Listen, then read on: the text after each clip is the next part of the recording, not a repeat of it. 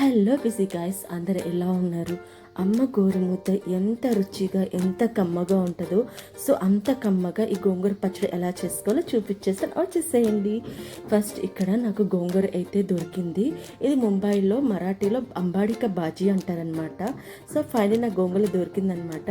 నేను ఇక్కడ ఎండుమిర్చితో పచ్చడి అయితే తయారు చేస్తున్నానండి, గోంగూర పచ్చడి.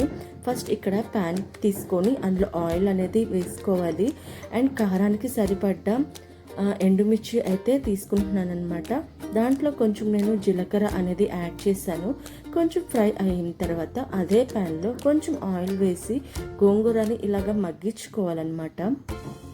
ఇలాగ మూత పెట్టేసుకుంటే బాగా త్వరగా క్విక్గా గోంగూర అనేది మగ్గిపోతుంది అనమాట. సో చూసారా ఎంత బాగా గోంగూర అనేది మగ్గిపోయిందో.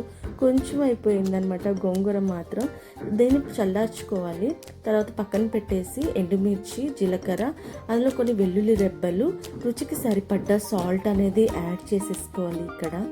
అండ్ ఇలాగ మిక్సర్ పట్టేసుకోవాలి.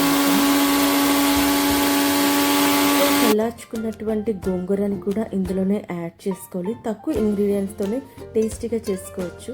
అండ్ ఇక్కడ పచ్చి ఉల్లిపాయ ముక్కలు ఇలా వేసేసుకోవాలి.